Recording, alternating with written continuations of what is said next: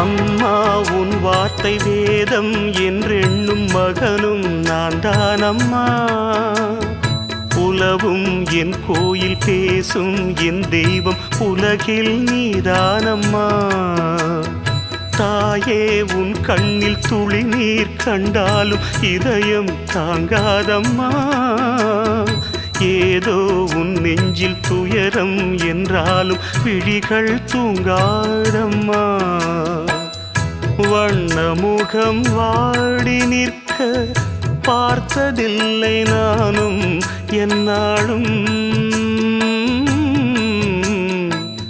வாடை கொஞ்சம் கூந்தலை ஆடை கொண்டு மூடிட வருத்தம் என்ன இந்நேரம்.